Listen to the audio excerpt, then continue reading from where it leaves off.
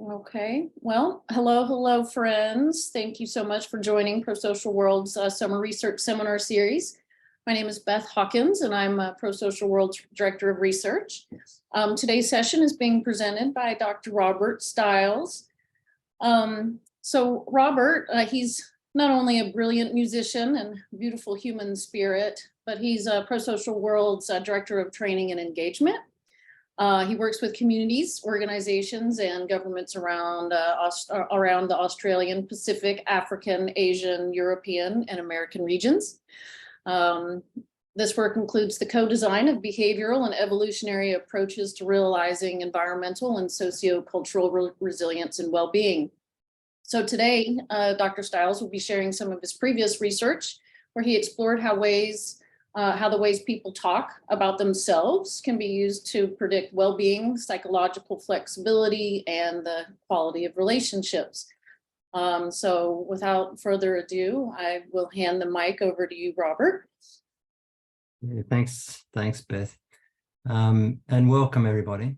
So let's jump straight into it. I'm going to share my screen and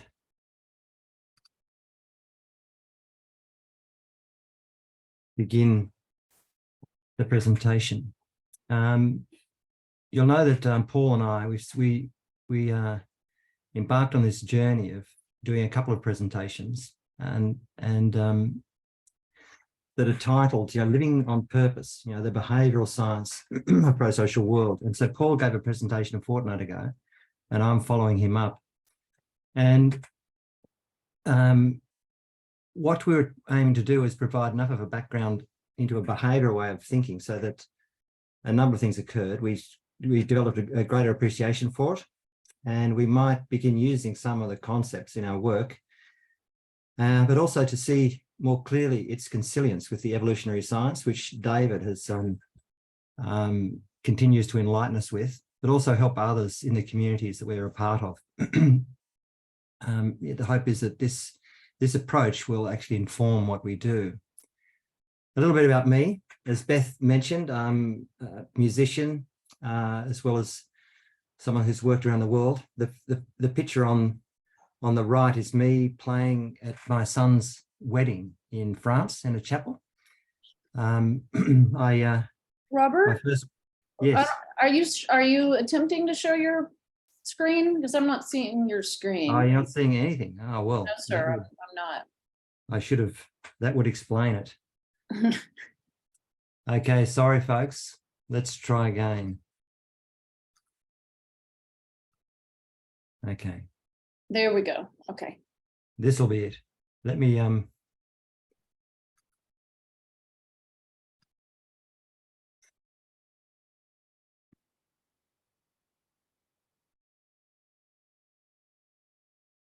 can go to there. I can go to full screen mode.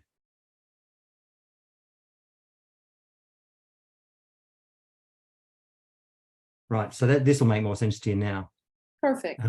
Yeah, so the picture on the right is of me playing at my son's wedding in France. My first qualification was as a classical guitarist. I studied at Otago University in New Zealand, and in the 90s, 2000s, reinvented myself and stepped into the behavioural sciences. Did a PhD with Paul at the Australian National University, and I am where I am now, working with him and some brilliant other folk in ProSocial World.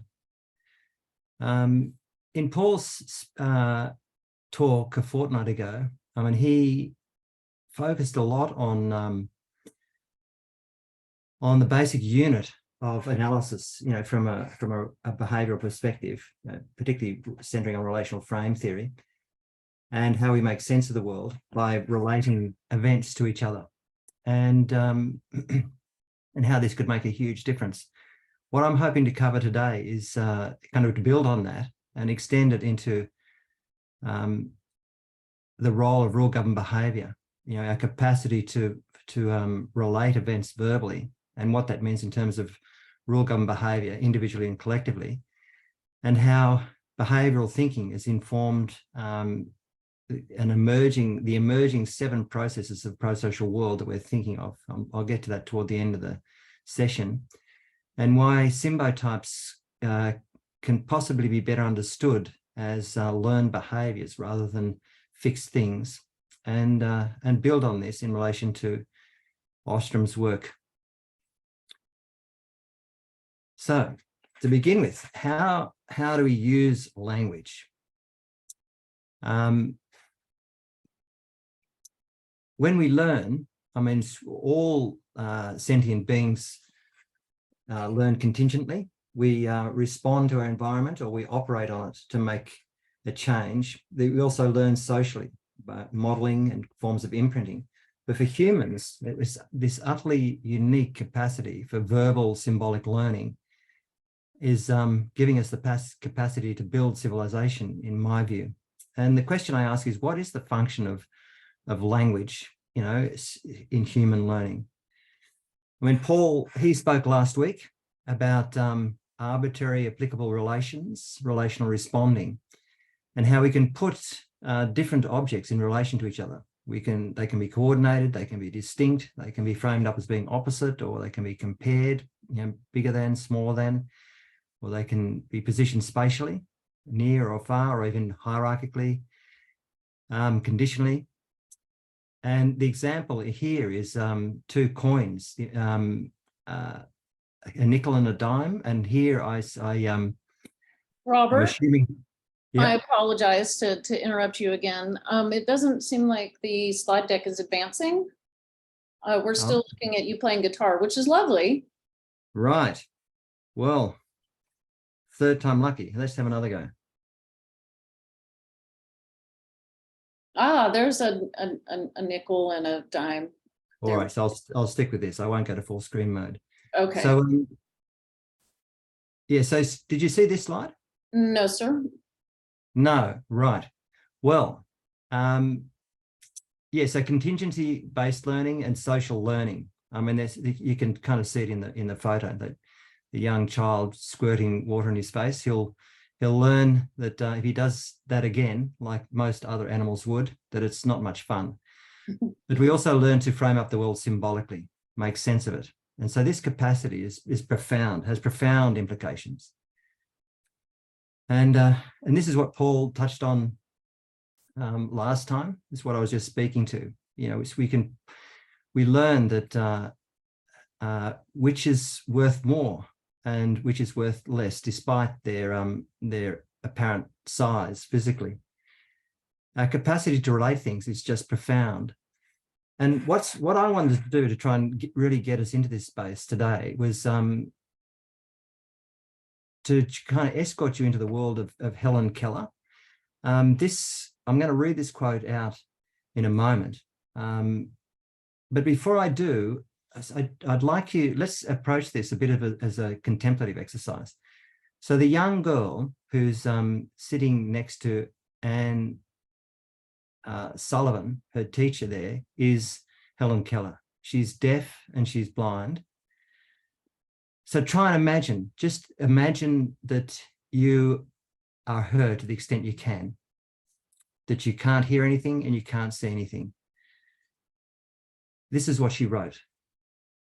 The most important day I remember in all of my life is the one on which my teacher, Anne Mansfield Sullivan, came to me. I'm filled with wonder when I consider the immeasurable contrast between the two lives which it connects. It was the 3rd of March, 1887, 3 months before I was 7 years old. Have you ever been at sea in a dense fog, when it seemed as if a tangible white darkness shut you in, and the great ship, tense and anxious, groped her way toward the shore with plummet and sounding line, and you waited with beating heart for something to happen? I was like that ship before my education began, only I was without compass or sounding line. I had no way of knowing how near the harbour was. Light, give me light, was the wordless cry of my soul, and the light of love shone on me in that very hour. We walked down the path to the well house, attracted by the fragrance of the honeysuckle with which it was covered. Someone was drawing water, and my teacher placed my hand under the spout. As the cool stream gushed over one hand, she spelled into the other the word water. first slowly, then rapidly. I stood still, my whole body and my whole attention fixed on the motions of her fingers. Suddenly, I felt a misty consciousness of as of something forgotten, a thrill of returning thought. And somehow the mystery of language was revealed to me. I knew then that W-A-T-E-R meant the wonderful, cool something that was flowing over my hand. That living word awakened my soul, gave it light, hope, joy, set it free. There were barriers still, it is true, but barriers that could in time be swept away. I left the well house eager to learn. Everything had a name, and each name gave birth to a new thought. As we returned to the house, every object which I touched seemed to quiver with life. That was because I saw everything with the strange new sight that had come to me. And that's extraordinary, isn't it? That the thing that this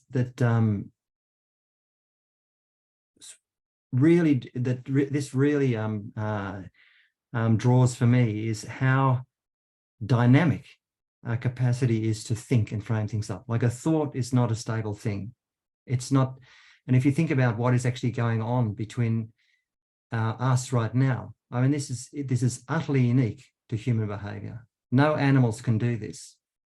We have language, and we not only can make sense of the world in relation to us, we derive a sense of self. We derive a sense of other. We put ourselves within the context of space and time in the way that is not possible for any other living species. We are able to construct a sense of past and future and act in relationship to that.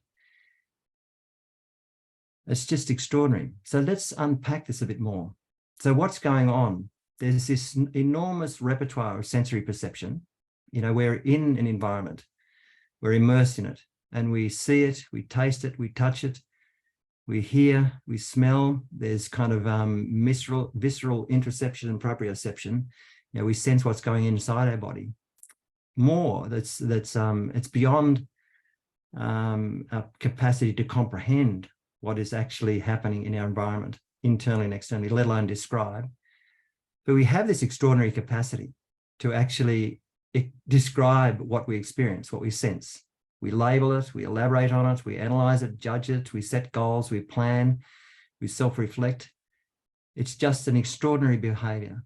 And this behavior, our capacity for language, in my view, has given us the capacity to build civilization as we know it, everything from heaven till hell. Paul, a couple of weeks ago, he packaged it in this way. This is reflects a very traditional behavioral way of thinking about things, the antecedent to a behavior, the behavior itself, and the consequence. Here he's drawing a distinction between the private behavior of relational framing or sense making, as well as the public behavior. We learn to describe things, how they feel and what they look like, which is a formism. It's a way in which we construct a worldview. We also describe how things work, which is very mechanistic or developmental. We also have learned how to describe what we have done or are going to do, which is a contextual way of actually describing the world. This behavior is incredibly rapid when it happens.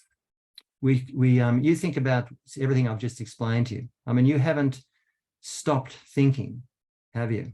I mean, we put events into relationship to each other in less than a second.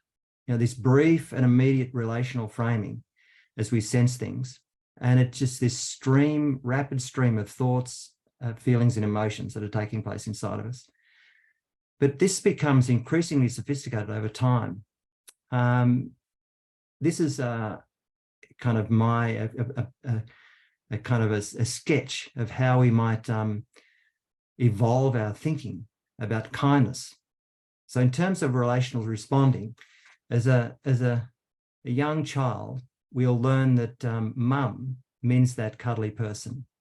and that being cuddly in all the ways that it's experienced is named kindness, which is the relation of coordination. After that's mutual entailment. After a while, we learn to relationally frame. My family strives to be kind and honest. I will too. So this is hierarchical. You're part of a whole. Relating relations. Given all have experience, kindness and honesty are virtues I want to live by. These evolve into relational networking. How might living the values of kindness and honesty transcend the need for laws to govern our behaviour? But beyond that, we learn to actually relate relational networks, or relate philosophical worldviews. How can we establish multicultural society that seeks truth and goodness throughout all its deliberative endeavours? This is extraordinary behaviour, and I think we've learned to do it just so habitually. It's just so much of our human fabric that we've lost sight of how fundamental and basic it is. And one of the questions I find myself asking is, how do we make truth? How is truth derived? I mean, do we construct it socially? Do we infer it statistically, or do we derive it functionally? I mean, for our purposes, or particularly my purpose, I'm interested in how we derive it functionally, because it's very useful to derive a worldview in other ways. But a functional worldview, I mean, this is at the heart of contextual behavioural science. Its truth criteria is to, well, its aim actually is to develop. It seeks the development of basic and applied scientific concepts and methods that are useful in predicting and influencing the contextually embedded actions of whole people, individually and in groups, with precision, scope, and depth. So what that means is we want to learn how to describe the world with precision. So the terms that we're using are entailed precisely enough with what it is that we're attempting to respond to. And that way of describing has scope. It is applicable across many contexts. And also it has depth. That means that you can bring to bear multiple worldviews or ways of actually describing what it is that we're working on. And this leads me to want to speak about rule-governed behaviour. So for our purposes, our capacity to describe how we behave in a behavioural way has huge implications. You might remember that at Paul's talk a fortnight ago, he left you with this rule, actually. He said, when you leave this talk, I want you to go outside to the nearest major road, ... and make your way, go through this extraordinary process and make your way to a zoo where you'll find a kangaroo enclosure, jump the fence, and in the back of the enclosure, there will be $1 million in a box, which you can have. So who got their $1 million is the question. It's quite extraordinary. I mean, this is just conditional relating. If then, only humans can do this. If we, and we have the capacity to construct verbal rules that will actually predict well-being. And this goes to the heart of some research that Paul and I did back in 2016. This was part of my PhD. And courtesy of Stu Libman, this is a slide of his that I repackaged as he's talked about my work. There's two papers, measuring self and rules in what people say, and the other one is measuring perceptions of self and others in what people say. And what Paul and I did was we developed structured interviews designed to measure self-discrimination in terms of the participants' ability to convey what was important to them, their value, what they valued, and also their sense of perspective about themselves and others. And the folk we work with were a huge variety of people from across the university, as well as a number of hospitals and law firms. And what we found was that there was two forms of self-discrimination valuing, being able to take perspective on what is of value, and which is value and perspective taking. And this predicted psychological well-being 6 and 12 months later, which is quite amazing. So this is kind of some of the stats, a snapshot of it. So when we're doing this work, well, actually I did most of it, I interviewed those who stepped forward, and there were 5 interviews. I asked them to speak about when they were most alive, when they felt a deep sense of conviction, when they felt conflicted about something, when they experienced a major failure or the toughest decision they ever had to make. They reflected on their experience retrospectively, and I asked questions about what does this mean prospectively? If things happen in the future, then what? But as I approached this, we then coded the interviews for classes of statement as well as frequency of statement. And so these, along the top here, you'll see these classes of statement. So self as story.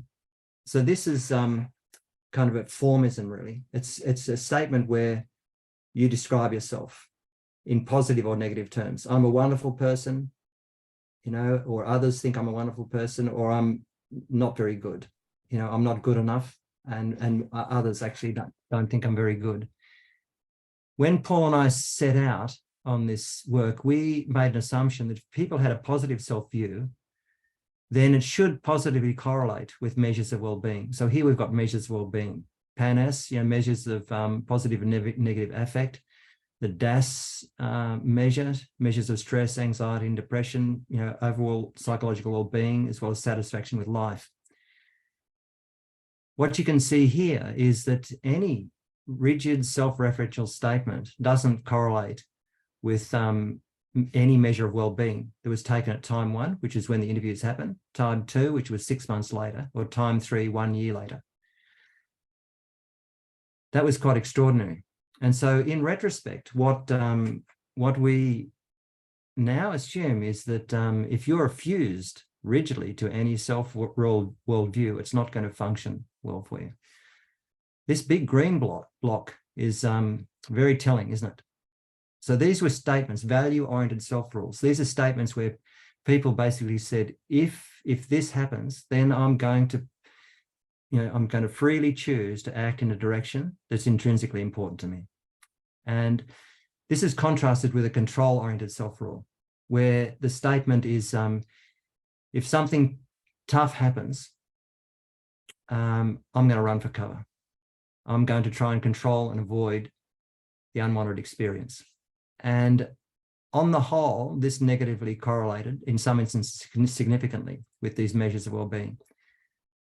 This class of statements, self as context, these were utterances where the interviewees said something that indicated that they experienced themselves as the container of their experience.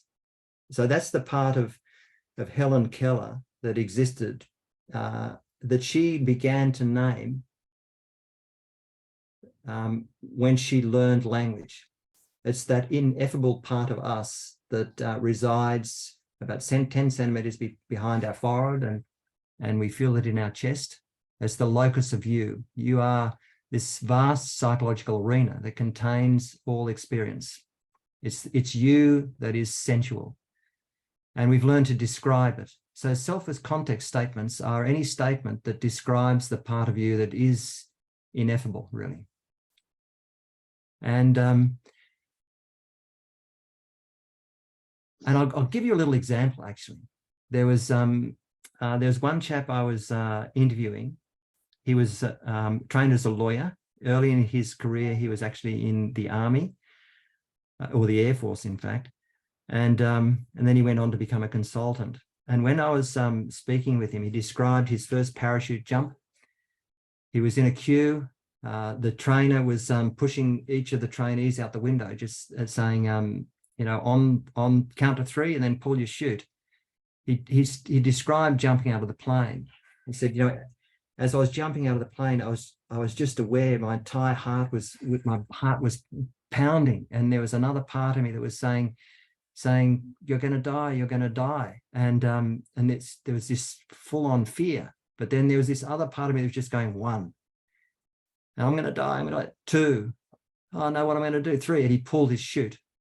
His instructor rushed up to him and when he got to the ground and said, "You're the only person in all the years I've been training that's managed to last 3 seconds."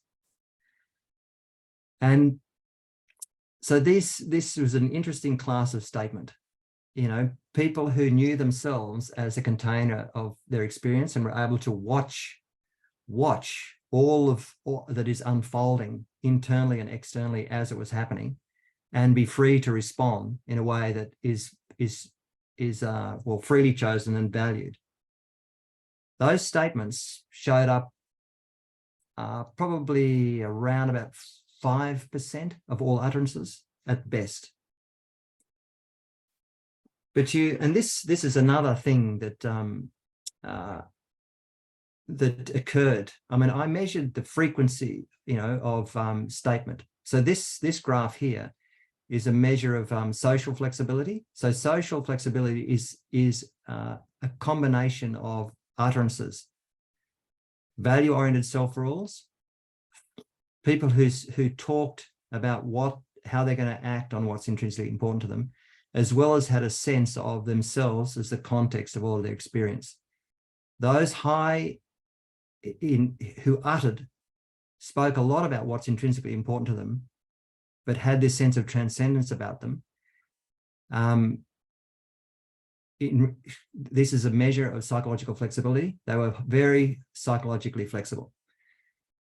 And so I won't go through this table, but you can see that those low in psychological flexibility spoke much less about what was important to them compared to those high in psychological flexibility. And so this is the summary. Those highest in psychological flexibility uttered at least one value-oriented self-rule every 12 utterances. They made 9 times as many value-oriented utterances compared to control-oriented utterances. They spoke much more about what was important to them and what they were going to do about it. They also took perspective on experience almost 3 times as often as those less flexible. This is profound behaviour. What this tells us is the way in which we perceive ourselves now and in the future will predict well-being. Compared to those who are less psychologically flexible, they uttered at best 3 value-oriented, at best this is, 3 value-oriented self-rules to every control-oriented self-rule. They spoke much more about what they were going to do to avoid unwanted experience, and they uttered 1 control-oriented self-rule every 59 utterances compared to those more flexible, which was every 71 utterances. Quite amazing. And you might think, well, these are all correlations. And so what, you can't ascribe causality. But what we also did regressions. We did regressions showing that the combination of value-oriented self-rules with a sense of self as context at time 1 predicted well-being measures at time 2 and time 3 when controlling for well-being at time 1.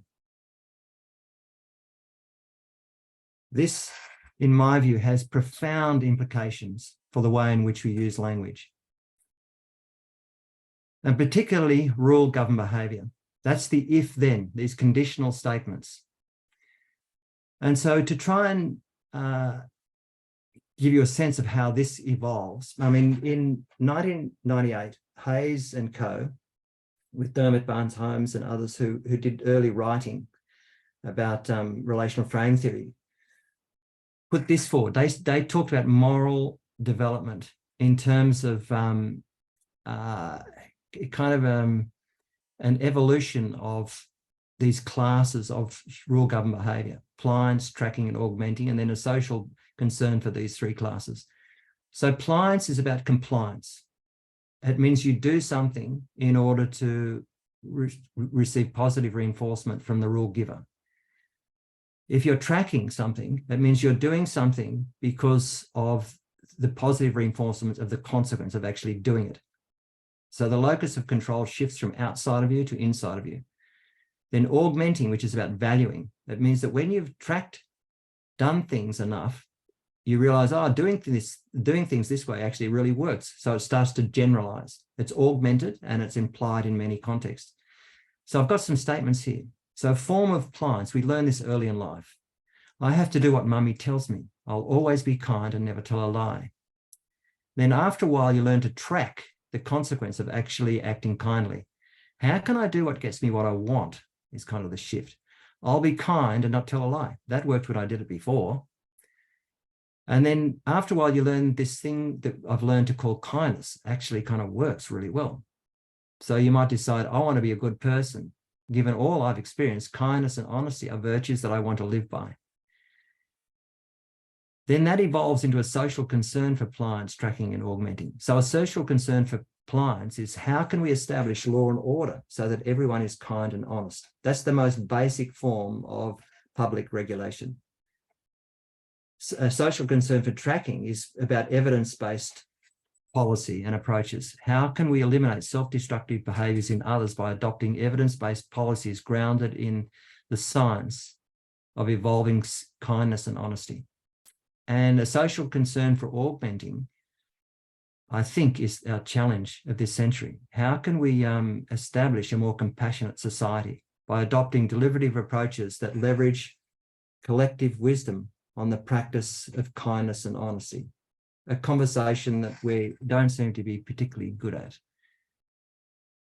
And, you know, Ostrom, she kind of knew this. I mean, this is something that I haven't observed feature a lot in the work of those who know of Ostrom's work. But she did some work with a woman named Crawford, and she published a paper in 1995 about the grammar of institutions. And what they did was they delved into different policy and tried to take a perspective on what the taxonomy of effective policy was in relation to the design principles as well as human behaviour. And this is what they found was that the overarching policy, there was these 5 attributes, five categories: attributes, aims, conditions, duty and obligation, which he called deontic, and or else. And they were laid out in this manner. So, and I've drawn this as illustrative, you know. So if you're, this was inspired by work that's happening along the Murray-Darling Basin in Australia, this huge water system where upstream behaviour affects downstream folk. And so you can imagine you've got villages along the river, you've got plot owners, and what would effective regulation look like? So the overarching authority would describe who, everyone living along the river, would do what. The aim is, in terms of actions and outcomes, is the actions is usage, outcomes, clean water. Conditions, where, when, and how along this river, when, particularly during peak seasons, how you figure it out. And then the local villages, added to this is it becomes localized. So they're given the autonomy, the duty and the obligation to figure out what they may, must or must not do. So this is where, you know, Ostrom, you're all acquainted with Ostrom's design principles, and particularly 7 and 8, where she reinforces the importance of local autonomy. When they studied good policy, local groups, whether at the village level or even at the plot level, had the freedom to assume duty and obligation and to act in that direction. Surrounding this was the graduated sanctions, the or else. And what they generally observed was that overarching authorities did not intervene unless very basic human rights were violated, you know, to that extreme. So what Ostrom realized was, I mean, this is all conditional relating. This is rule-governed behaviour. And the implications are enormous if we appreciate what's at the heart of it, which is perspective taking. So what does this mean in terms of pro-sociality and the evolving of our work in ProSocial? I mentioned before that Paul and I have, with the help of many others, conceiving of these core processes. And these are distinct from any procedure that you might implement to actually enhance these processes. And at the moment, this is the way they're packaged. So one essential process is creating an initial context for change. And there's many procedures you can implement to do that. Another essential process is self-development. This is about developing psychological flexibility, which is the glue that holds all of our work together, I believe. This capacity to sense and respond to the world in a value-directed way at multiple levels, to create a multi-level relational space. If you don't, you will not achieve that unless you develop psychological flexibility, in my view. There's many ways in which you can develop psychological flexibility. Using the matrix is one example. DNAV is another. You can do it through dialogical processes as well. Another process that's essential is constructing a sense of vision and purpose. I mean, our research showed that if you do this consistently, if you're consistently taking perspective on the future and choosing freely to act in that direction, it predicts well-being. It predicts it. And we can do this at multiple levels in the system. Not only can we do that as individuals, as a country, we could pull together and act in the direction of the future well-being of this planet. But in order to do that, that's one process. We need the process of being able to cultivate cultures, pro-social cultural contexts and institutional climates based on Ostrom's design principles as a start. And again, they're principles, they're not procedures. What fairness and equity and collaborative decision-making will look like for an Indigenous community in Africa will be very different for a Department of Finance. So the question is, what works? This is at the heart of the behavioral sciences. So we employ procedures that actually work in order to enhance these processes. Qualifying opportunities so that they are responsive to the needs, but also they're mobilizing the intrinsic capabilities of the individuals and the system involved. And then action learning, this is a really important part of it. Approaching things gently and continuing, this is kind of it's very cyclical. It's not that any one of these processes, it's done linearly. Some of them, some people might have really developed a robust sense of vision and they need to do the inner work. Others, it might be another process that's required. And central to this is this distinction, sensing and responding, being sensitive to the fundamental needs and the values that is intrinsic to all life that might be implicated by a strategy or a decision we make. And Paul and I have spent a lot of time thinking about what are the most fundamental categories of need that sustain life. Individually, we need physical well-being, as we need a sense of freedom. We need to experience, we need to have the experience that all our choices are freely chosen rather than being pushed around, which means a special kind of connection where it's not power over, it's power with, and that we're agents, we're able to mobilize the resources at our disposal in the service of the collective. These same four classes apply to the collective. We need environmental health. Groups need sovereignty the same way as individuals need freedom. Groups need partnership in the same way as we need connection. Groups need shared purpose. We need to listen to what is needed and the unique way in which individuals and groups are striving to bring value into the world in order to undermine or not undermine, as a prelude to developing strategies, because all conflict in my work, and I'm sure in all of us, happens at the level of strategy. It's where what someone else is doing is not sensitive to what I need and what I value. So what if we learn to sense, what if sensing and responding to human and planetary needs became the primary organizing principle?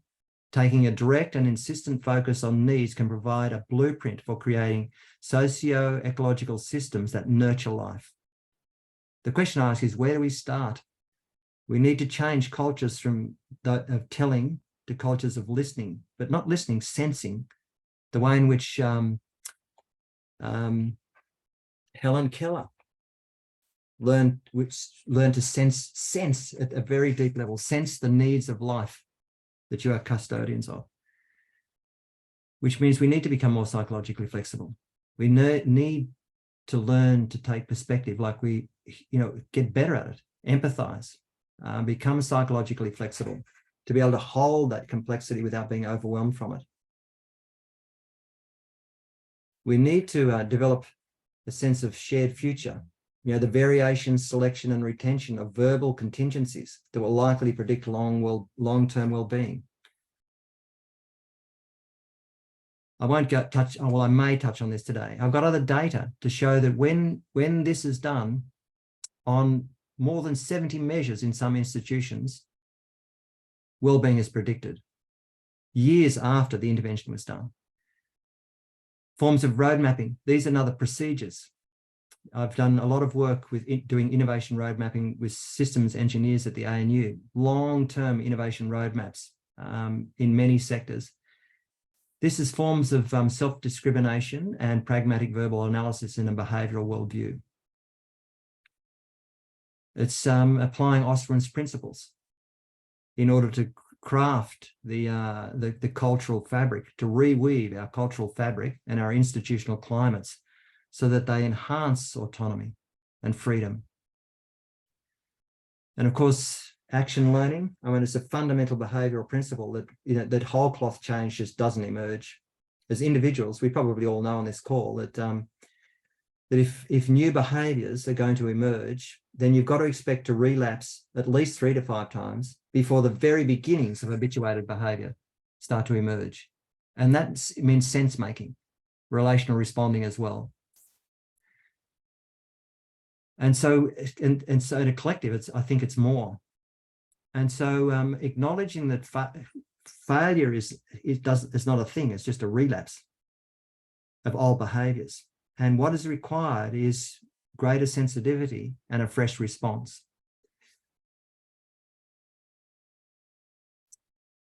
And of course, celebrating success is really, really important. So some key takeaways. The black text on this page is what Paul was pulling for. But what I wanted to add to this is our capacity to frame things conditionally, relational framing, if then, allows us to instruct one another. It's amazing. Paul suggested you could possibly win $1 million when we left the last course. Our capacity to instruct one another has enabled us to cook meals and go to the moon. It's amazing. How do we construct rules that allow us to respond to the existential challenges of our time? This will allow us to create a pro-social culture. So in our view, symbotypes can be, as David has kind of usefully and Sage has usefully framed up, can maybe more usefully be understood as a behaviour, symbotyping. It's kind of the ongoing behaviour of relational responding, making sense of what's important and achieving things that actually matter to us. The other key takeaway is that, in my view, Ostrom realised if-then statements to be so powerful. They're very powerful, that they need to be used properly within institutions, and the taxonomy of institutional grammar points to that. So we're hoping that between Paul and I, our two talks have given you a sense of how profoundly the behavioural worldview can potentially shape our collaborations individually, but also collectively, right up to a global scale, in fact.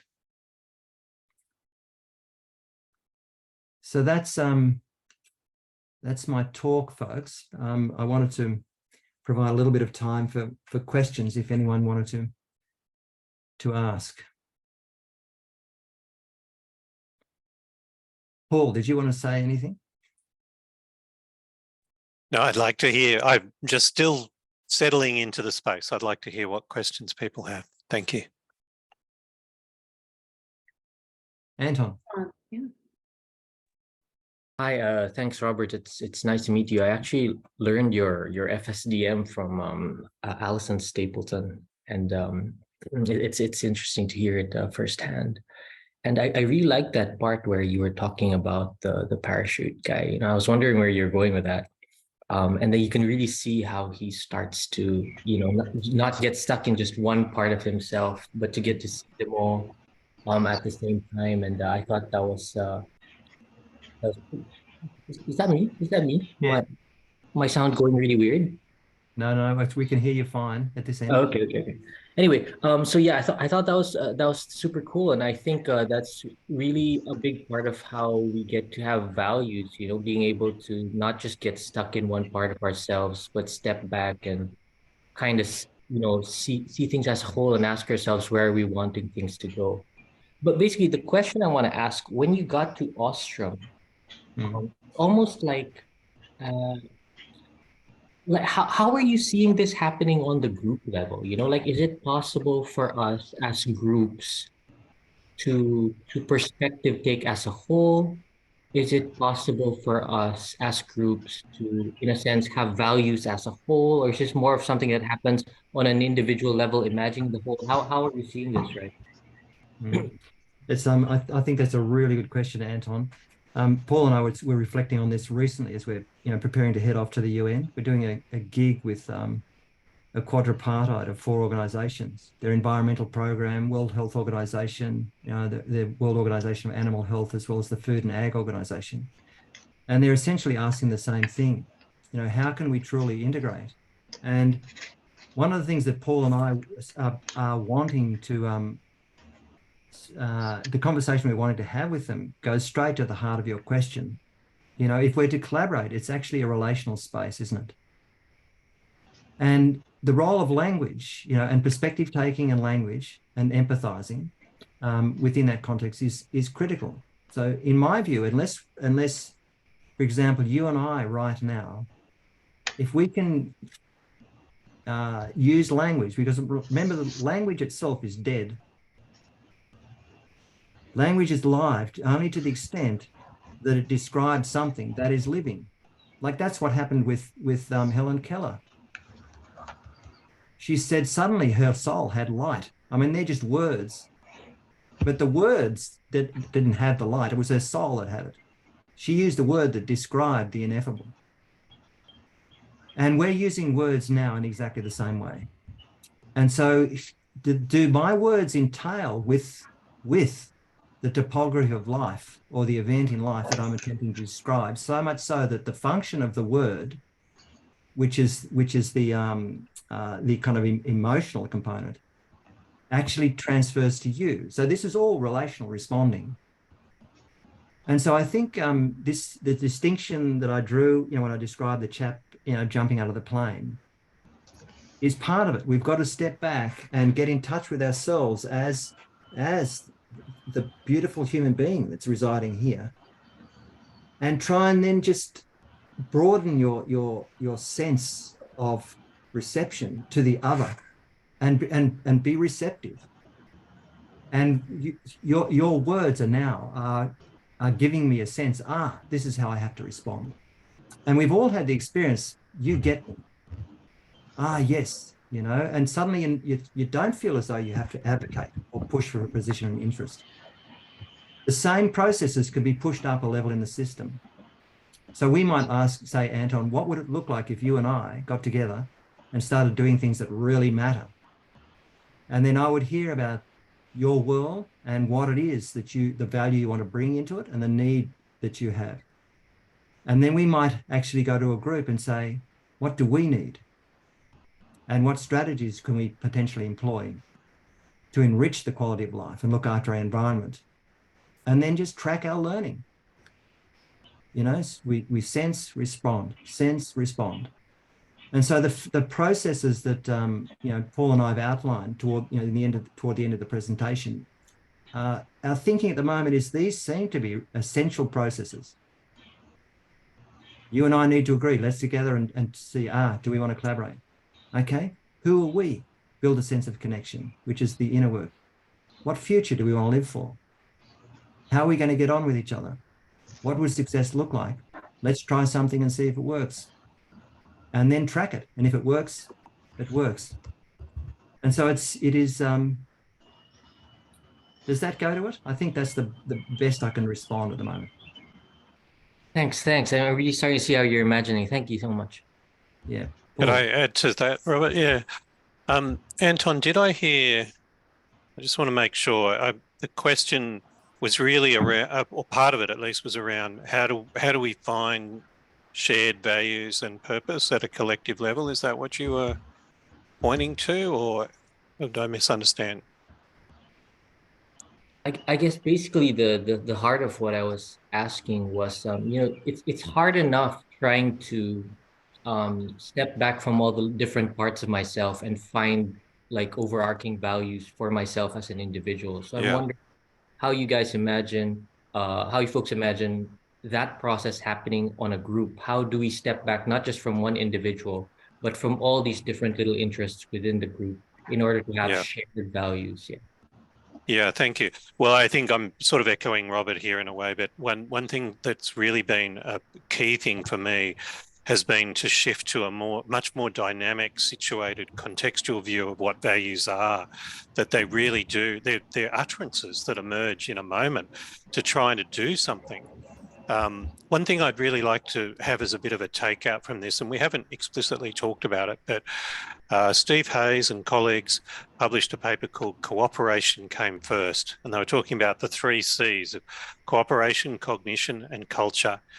Cooperation, we were cooperating through looking in similar directions and pointing and so forth before we had language, you know, according to this story of the evolution of language. So if you think about it from that point of view, language is in the service of cooperation, you know, and but it gets turned around now because we live so much in our language, we live so much in our words that we forget that it's for something. It's for us to be able to collaborate more effectively. And when language starts to get in the way of us collaborating more effectively, we shouldn't do it. I mean, not we shouldn't do it. We should return to what really matters to us here. And I think this has become really clear to me lately in our own deliberations within ProSocial World about what are we about. And there's actually differences, and they're going to remain differences between myself and David, for instance, around, you know, the core, not the core, we're very aligned on the core, but there will be differences around the edge in terms of purpose, and that's okay. As long as there's enough agreement to cooperate, as long as there's enough agreement to support collaboration. And that slide that Robert's presented just briefly between needs and strategies is really key in this, because basically we want to be fluid and flexible in being able to move. If we're in disagreement, we need to get a little bit more abstract and find the more broad-based values that we're agreeing on. If we're in agreement, maybe we can afford to move more towards specific strategies for collaboration and start to test the edges of it. So we should always be on that edge of agreement and disagreement about what really matters. I think that's part of the dynamics of it. Thank you. I guess maybe another little quick point on that before I go to you, Brian, was I've noticed in a few conversations recently, people talk about values, again, as though they're a thing. You know, they're just more words, and they describe the quality of appetitive experience. Actually, what we value is actually being healthy and living a life that is vital and rich. And we've learned to describe that in various ways. And so when we're doing this work, we're inviting people to take perspective on what actually enhances the quality of life, what is needed to enhance the quality of life, and describe that in ways that are actually functional and useful. And it's not, the truth is not in the words. The truth is in how things work, you know? And so, and that's where it invites us to hold lightly our worldviews and ask, how useful is it? You know, in one instance, a particular worldview will be highly pragmatic and useful, but in another it won't. Yeah. Brian. Thank you. Yeah, thanks, Robert. Yeah, that I commend everybody for a really focused, well-grounded, pretty sophisticated discussion. For my money, Robert, at the point that you showed you're referring to it as a behavioral model graphic involving the antecedent as it translates then into both private behavior and public behavior. I have kind of in my reference to the REBT model, rather than solely behavior, and I kind of get that presentation, but I've come to view that as the private behavior that you refer to in the graphic is actually being an interpretive, call it individualized paradigm, really kind of comprised of values and beliefs to the point. So the antecedent is perceived, but there's an interpretive process that, whether it's perceived as being adversarial, it can be perceived in a whole range spectrum of different ways, but it certainly is a determinant with respect to public behavior and then the subsequent consequence. And so this kind of what I'm saying within this broader social context, collective context of shared values, shared beliefs, that I think it's real easy for us to set that other piece, the more individual, the more internalized,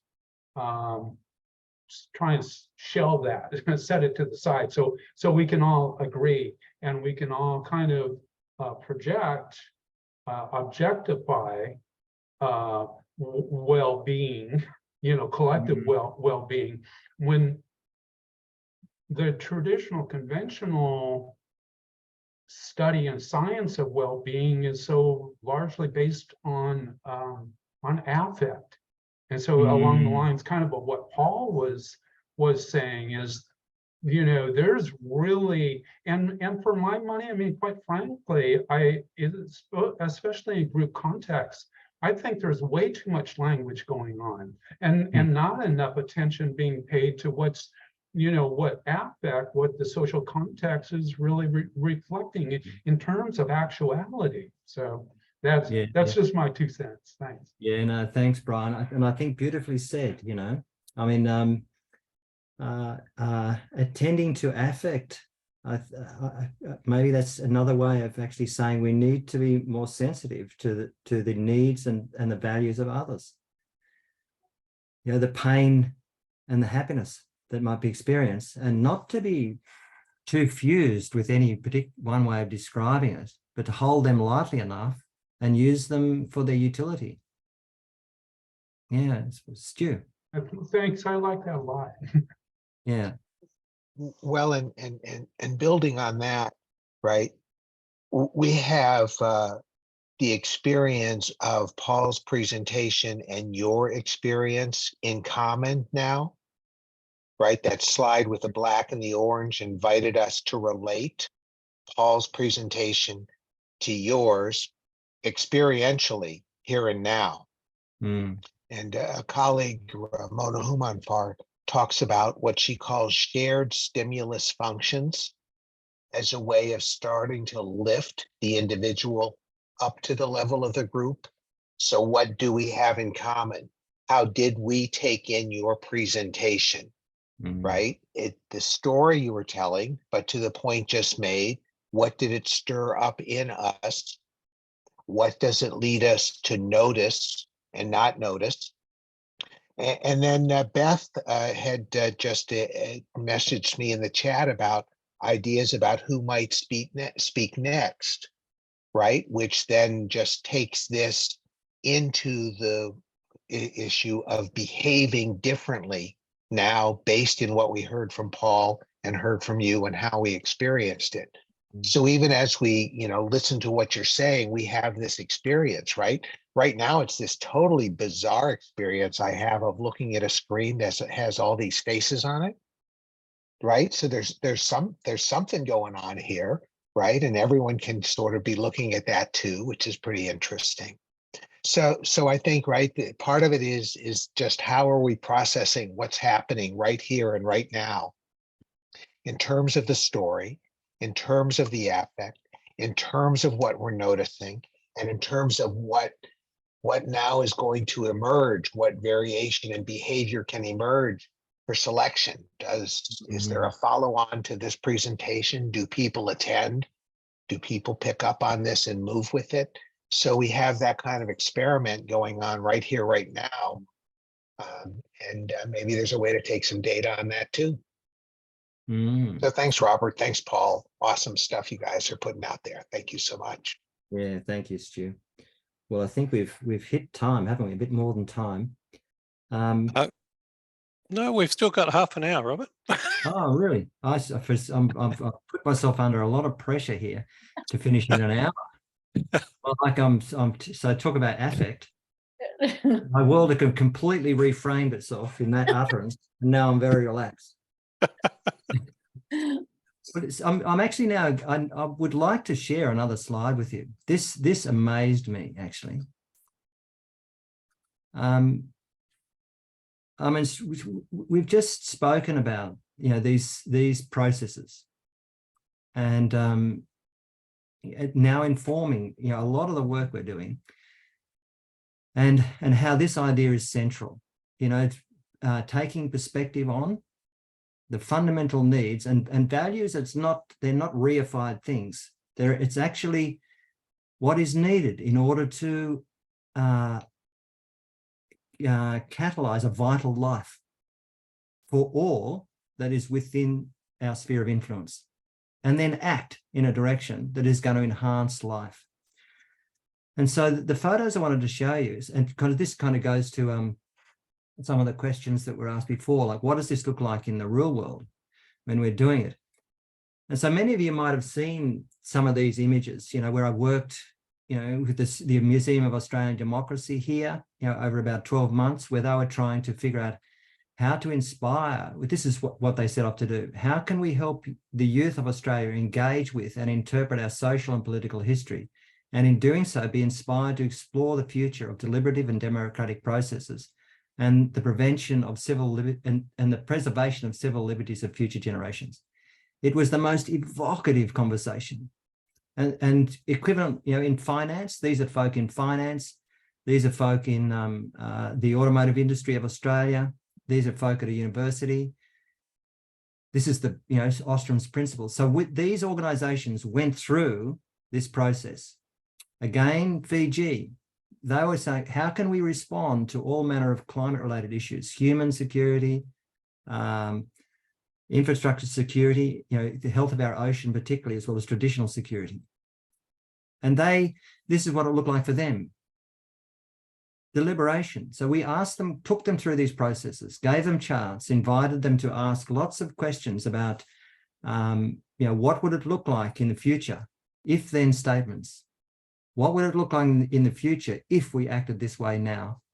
And how can we get on with each other and get there? And how can we respond in a psychologically flexible manner?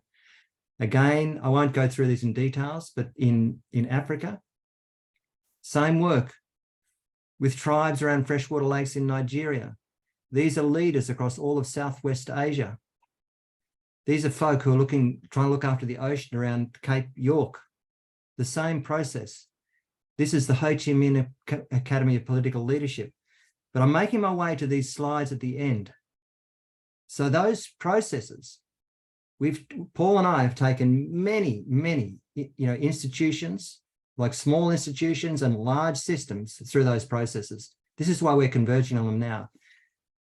But this is some data that I thought this group might be particularly interested in. So the very first one that I pointed to is the Museum of Australian Democracy. At the end of the year that we took them through those processes, the Australian Census Department rang up and said, what are you doing? Because your census data has gone through the roof compared to your baseline.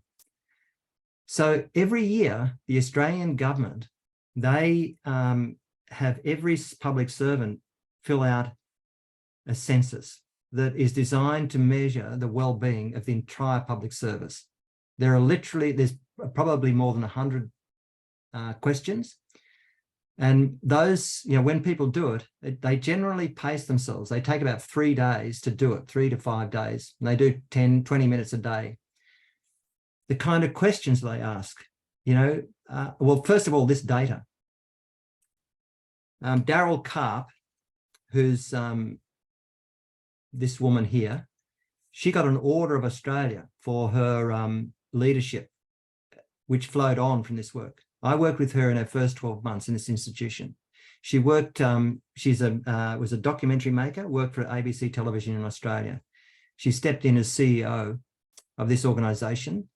And it was this very backward, not backward, it was a very traditional small museum.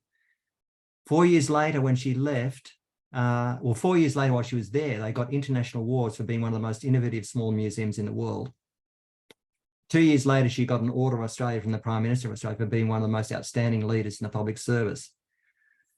I had dinner with her and her husband about 2 months ago, and she attributes that shift in her career to these processes that we went through with her. But the thing that really caught Paul's and my attention was, and hers actually, at the end of the first year, when we went through those processes, someone from the census data rang her up, and they actually said to her over the phone, we think something has gone wrong because there's been massive leap. Like this measure went up 25%. Managers are people who value their employees. This one went up 19%. My workplace provides effective learning and development. This one, my agency does not deal with underperformance. My agency does not deal with underperformance. Well, this is the sentence is backwards. So this is, what do you call those questions when they're reversed? So it shift, the way in which they dealt with underperformance was rated as more effective by 14%. I enjoy my career went up by 11%. And this was contrasted with the rest of the public service. So on average, all of the other public service went backward on these measures, whereas this agency went forward. It was just amazing. And then we went back. So I went back to Daryl. So we had, this is the 2015 measures went up compared to 14. But I then went back to her in 2017 and said, oh, look, can you give me your data? This is 2 years after they went through those processes. And the green ones. So this is the red to the blue are the shifts in the year that they went through the processes. But the green, it's this talk about evolution. I mean, this is David's, David would say this is the variation, selection, and retention of behaviours that actually work. What's this one here? Achieving goals, work must be completed to a high standard. So they felt their work was being completed to a high standard, but more. What's the next measure? Policies for managing risk and fraud. I know where they can to find them. That's a pretty funny one, but this one here, what's this one? I am proud to work with my agency. This one here. The SES, which is the senior executive manager, leads by example in ethical behavior. Look at that. It just leapt up. So the first year was around about 65%, up to 75%. Now, we did this again in the Department of Finance. Look at some of these measures. What's this one here? Other areas in finance demonstrate collaborative behaviours. So they learned how to collaborate with other divisions in finance. It just went through the roof after we did the invention. This one here, what's this one here? Performance discussion helps understand what is required. So they actually learnt to have the conversation. This one here. Supervisors provide clear performance expectations. They reinforced intrinsic motivation. Just extraordinary. So this, when Paul and I started getting this kind of feedback, it was really telling us we are starting to really understand what are these essential processes that a collective need to go through if they are to start to actually self-select and evolve in a direction that is going to genuinely enhance, genuinely and practically in every way enhance well-being and performance within their context. I've never seen results like that before anywhere. Love to hear some more questions people might have from either of the two talks.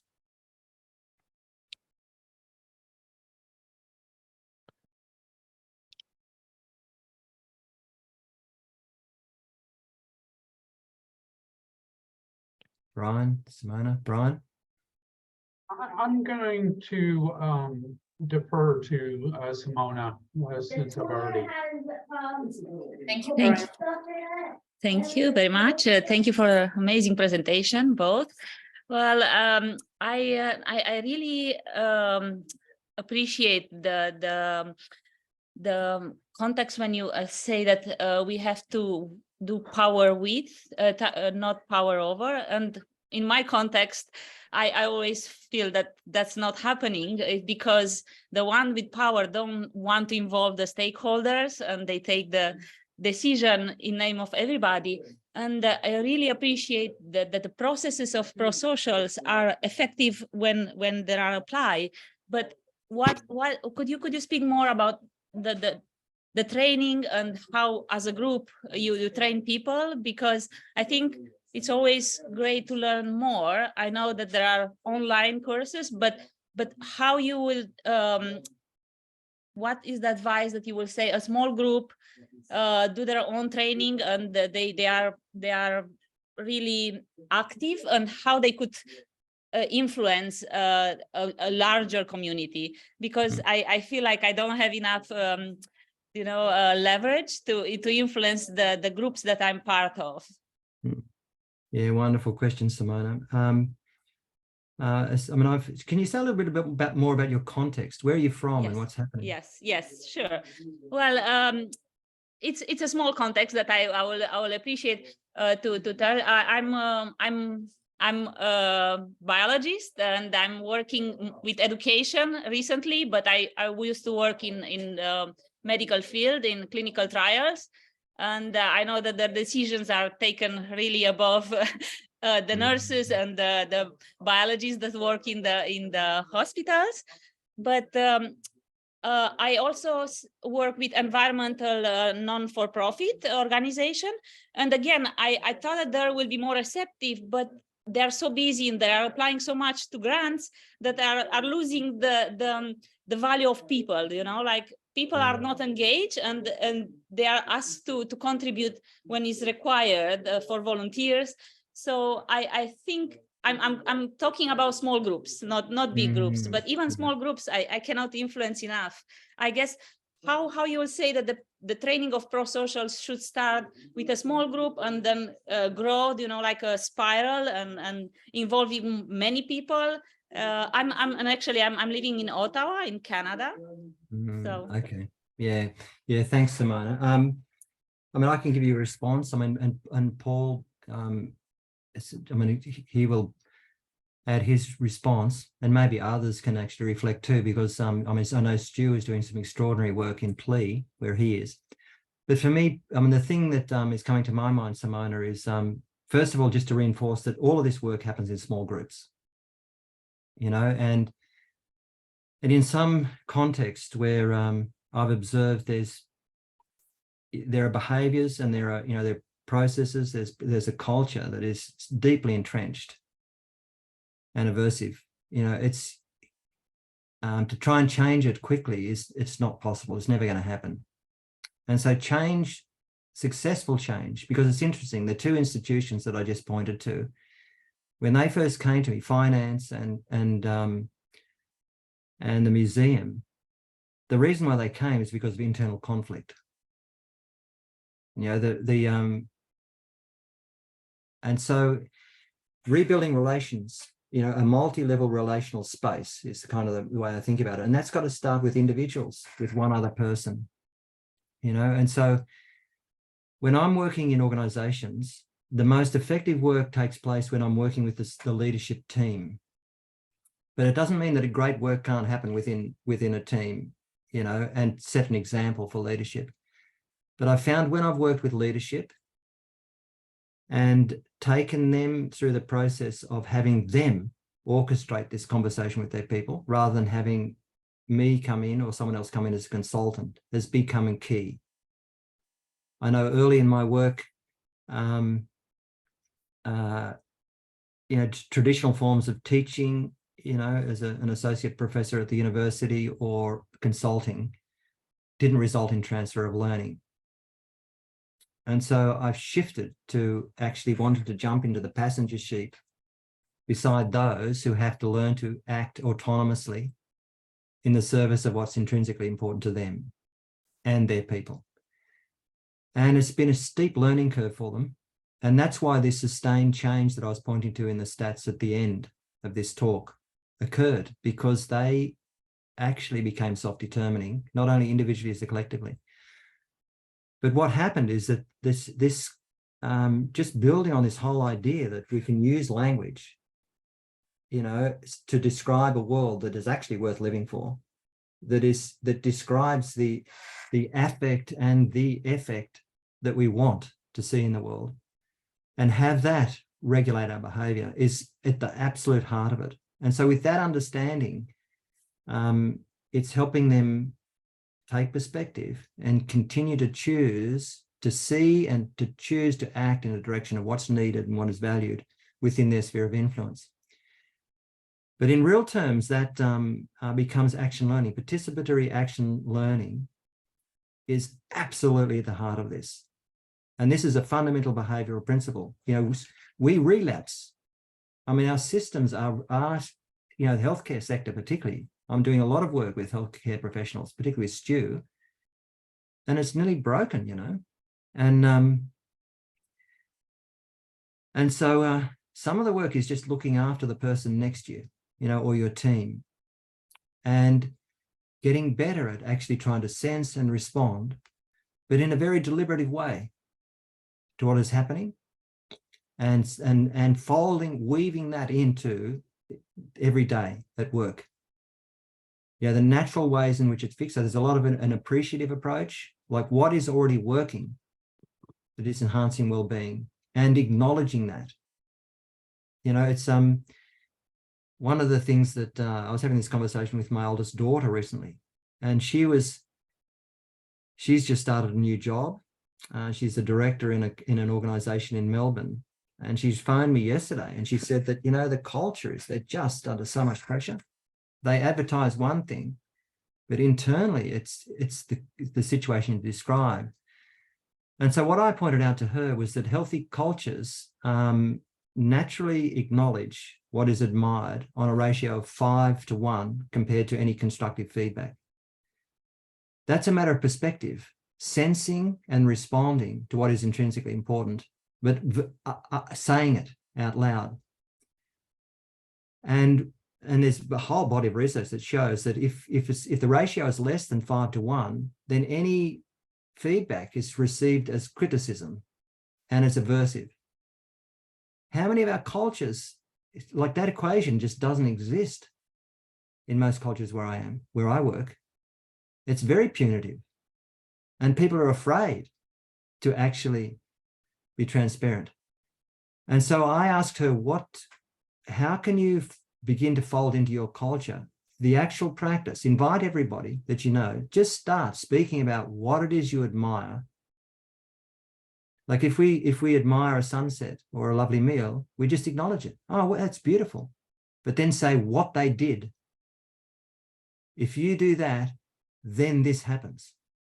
So frame it up in terms of the behavior.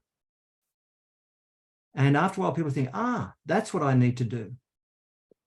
The other part is to celebrate relapse. And so this is the other conversation I had with my daughter. She reflected on her friend of hers who talked about growing up with her brother, and her father every 2 weeks would ask them, so tell me about the biggest mistake you made in the last 2 weeks. So she grew up learning to really speak openly and freely about mistakes, but they would laugh. And so this woman, now she's a young professional, she now hosts every 2 weeks, she takes her team to the pub and has a fuck up meeting. And they laugh about what it is. So that's, if the matrix, that's the forward and the away move. At the very heart of that, it's actually learning to sense and respond in a functional way. And it's inviting a culture that actually uses language functionally.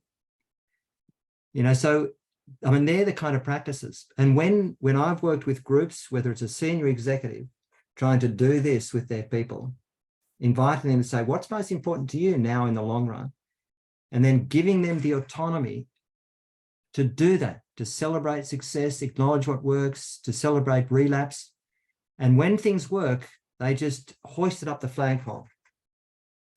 I've seen the leaders these leaders that I just pointed to in the slide, whenever their people did amazing things, they would put them on the platform. They would invite them to make social media releases. And then others would say, wow, what are you doing? And so, and I mean, Paul and Stu can add to this, but it's just become so utterly natural. And it's woven into the culture, and they are in the driver's seat. This autonomy support, the freedom, the sense of freedom that all your choices are made and you're acting in the service of what is vital is at the heart of it. I hope that helps, Simone. Paul, did you want to add? Yes, thank you. No, not unless Simona needs anything else. So did that answer your question, Simona? Yeah. Thank you very much. Yes. I was wanting to respond to Cabot, who asked a question earlier, and I just wondered if there was a question in there, Cabot, about variation and selection, and yeah, there's something there. I just wondered if, I mean, we can throw papers at you for sure, but one of the kind of characteristics of behavioural papers is they're fairly dense. And so I thought it might be better if you just got a sense of some more immediate need that you might have. I think I'm interested more in the background. So dense papers, probably not a bad idea. Okay. I just noticed that in Robert's presentation, especially the slides and stuff, a lot of it was going by pretty fast, and I'm probably going to get a lot out of reviewing that. So go with that. I do have another quick question though about getting the psychological flexibility piece, individual psychological flexibility. Like, there must be resistance to people doing that work, and just wondering how you sometimes work your way through that. Yeah. So the biggest thing I've learned in this space is to start where they are, and basically, if the time where I recall Resistance was working with a bank that just was kind of like not interested in psychological stuff. They just wanted to get on with the CDPs and the strategy and so forth. And you start talking to them and you do things, and very practical things that feel like that's meeting their needs. And very quickly they start to realize that they can't agree on things, and they need to be able to hold things up to the light and reflect on them together.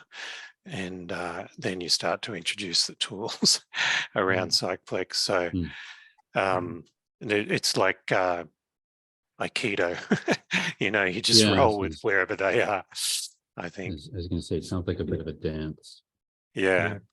And it's not like we're trying to, I think there's also a developmental aspect to this too, that there are people that are just not really ready for that kind of work. They're still stuck in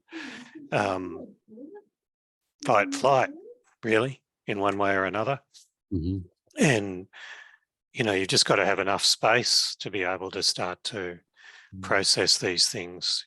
You know, I've kind of begun to notice early conversations with organizations where there's just really no fundamental interest, like in the, I'm getting this on the recording, but one conversation I had with the New South Wales Police, you know, they're actually fine with what they've got in a way. You know, they've got problems and issues and so forth, but there was no openness to exploring another way. And so, great, leave them alone until they maybe they want to talk to us. Again, the Aikido principle. But I'm noticing the time. I think, Robert, you might need to wrap us up. Yeah, I think to wrap up. But I think, Cabot, I mean, it's people not wanting to do the inner work, and yet that's the work that has to be done. All of it is inner work. I mean, this is an interesting distinction, and so I think for me, it's a matter of learning how to do that inner work in a very natural and culturally sensitive way, and it's generally within the context of conversation. You know, very coaching approaches are particularly useful. You know, where you're not saying you've got a psychological problem or we've got to do psychological work. It's actually just being human with them, because all of us want vitality. There is not one human being on this planet that's striving for vitality. And if their life's aversive, then there's an opportunity to actually act in the service of that. So a lot of it becomes modeling, just acting with compassion, you know, and meeting their passion with compassion and modeling it. So I think there's always a way. And personally, I will never lose that compass. This is inner work. Yeah. Great. Anyway, thank you. Yeah. Thanks, everyone. We really appreciated your involvement and attention over this series. And Robert and I will both be writing this work up. So in response to what you were saying, Cabot, soon, hopefully, there'll be at least our perspective on weaving together behavioural thinking and pro-sociality. But yeah, we'd love to have ongoing conversations with you all. Thank you. Yeah. Thank you, everybody. Thanks, guys. Thank you. Bye-bye. Bye-bye. Thank you for your Bye-bye. questions, Simona. Good to see you. Okay, bye. Thank you. Bye.